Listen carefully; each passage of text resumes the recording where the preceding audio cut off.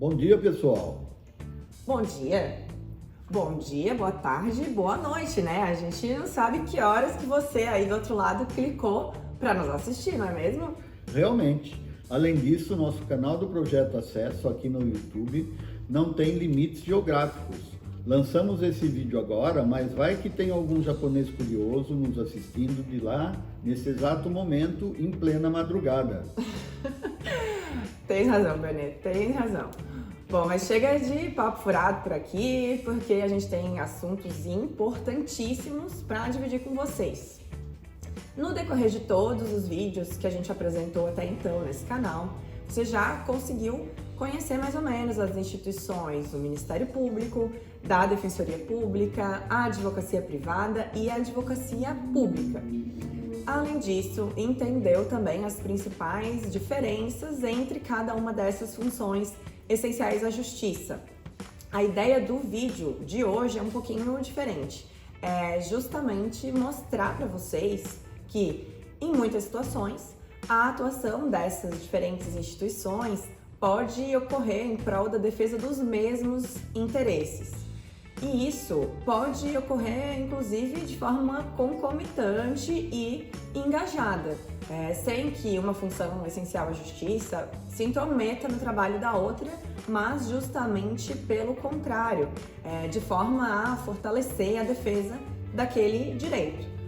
Em relação a essa possibilidade, o exemplo que a gente escolheu aqui para mostrar para vocês não poderia ser mais relevante. Nós trouxemos aqui a atuação de todas as funções essenciais da Justiça, do Ministério Público, da Defensoria Pública e da Advocacia, seja privada, seja pública, no enfrentamento da pandemia de Covid-19, que teve, sim, a gente sabe, implicações jurídicas em diversos aspectos. Para início de conversa, o Benê trouxe aqui pra gente um pouco do que o Ministério Público realizou dentro dessa problemática. É isso mesmo.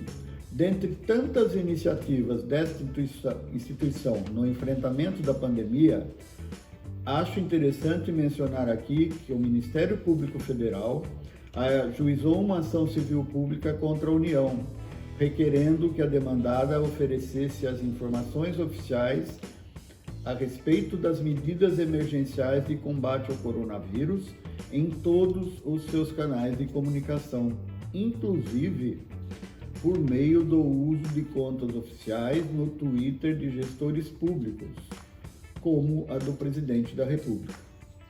Tais informações consistem, por exemplo, na publicação de orientações ao público sobre a necessidade imprescindível do isolamento social, enfatizando as medidas recomendadas pela Organização Mundial da Saúde e referendadas pelos órgãos técnicos do Ministério da Saúde.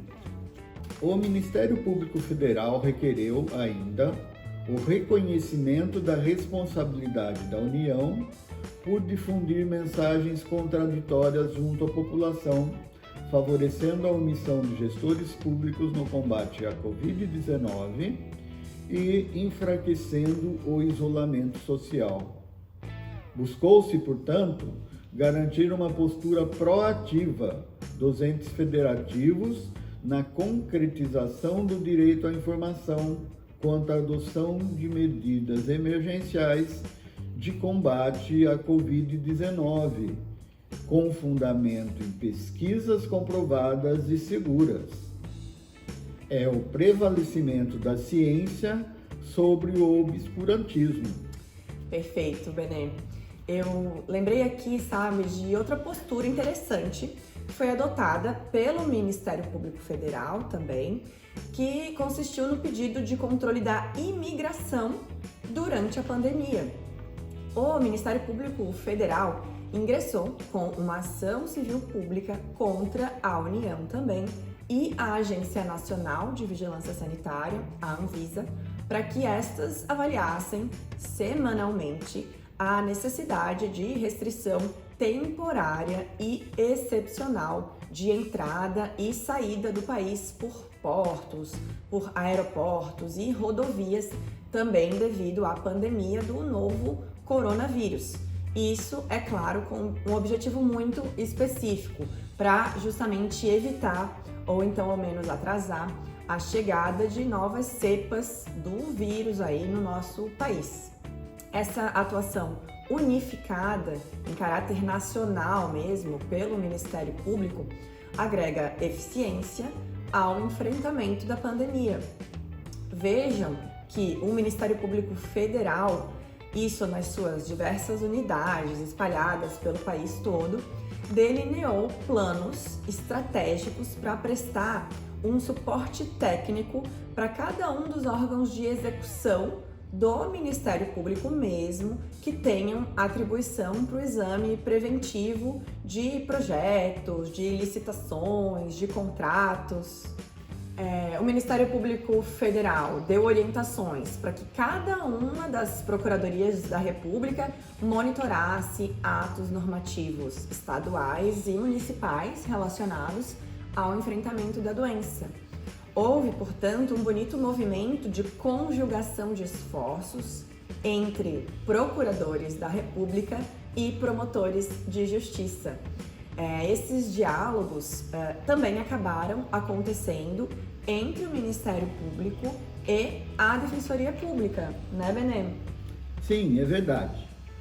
Temos notícia, por exemplo, de que aqui em Santa Catarina, o Tribunal de Justiça acompanhou os posicionamentos da Defensoria Pública e do Ministério Público Estadual e reconheceu a importância da fundamentação técnica e científica no enfrentamento à Covid-19 em Santa Catarina. Aqui, novamente, o poder público teve que render-se apenas às indicações científicas confiáveis e devidamente comprovadas mediante padrões de pesquisa seguros. Ainda falando da Defensoria Pública, olha só o que essa instituição fez para proteger o direito fundamental de moradia da população de Florianópolis. A crise econômica causada pela pandemia mobilizou a Defensoria Pública do Estado de Santa Catarina e o município de Florianópolis a encontrar alternativas para a família que estavam na iminência de sofrerem ações de despejo por falta de pagamento de aluguel. Em uma reunião remota, representantes das duas instituições discutiram a viabilidade de atender pessoas nesta situação e a criação de uma campanha para prevenir o aumento da população em situação de rua.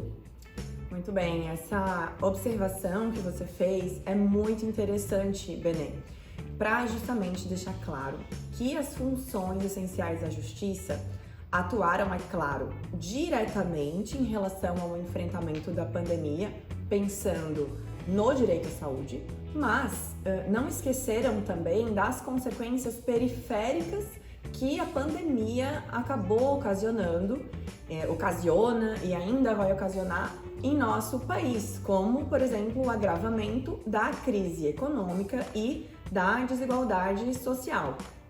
A Ordem dos Advogados do Brasil não ficou para trás nas suas atuações.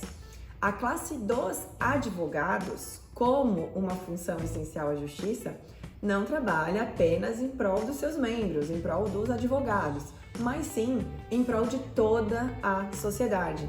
A advocacia tem sim legitimidade para isso. Vejam, por exemplo, que a OAB foi autora de diversas ações, inclusive perante o Supremo Tribunal Federal, para fomentar a vacinação, para liberar recursos financeiros para a compra de vacinas, para garantir a autonomia dos estados e municípios na luta cotidiana contra o vírus.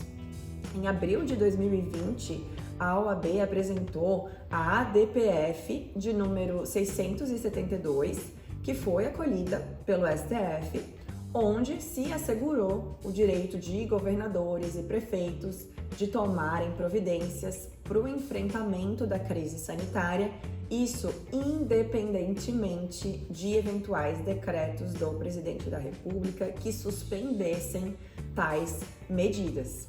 Essa ação preservou o equilíbrio federativo e a gestão compartilhada de crises na saúde, como justamente já determina a Constituição. E sobre a atuação da advocacia pública dentro dessa temática, Benê, o que a gente pode salientar? Pois é, professora. A advocacia pública, como representante do poder público, recebeu algumas críticas de especialistas em relação à condução das políticas públicas de enfrentamento da pandemia. Ideias como imunidade de rebanho e tratamento precoce tiveram um papel central nas posições do governo e de seus apoiadores na comunidade médica, nas redes sociais e na política. Juridicamente, isso se manifestou em algumas iniciativas de ações judiciais frustradas pela AGU, como a tentativa de suspender, junto ao Supremo Tribunal Federal, decretos estaduais que determinaram o lockdown e toques de recolher. A retórica jurídica, neste caso, não foi acatada pelo STF. De qualquer modo, tais posturas enfraquecem a unidade da federação e fragilizam a legitimidade do sistema jurídico. Entretanto, a despeito de ações ou omissões duvidosas, ainda assim conseguimos identificar algumas atuações da Advocacia Geral da União no sentido de garantir implementação de políticas públicas necessárias.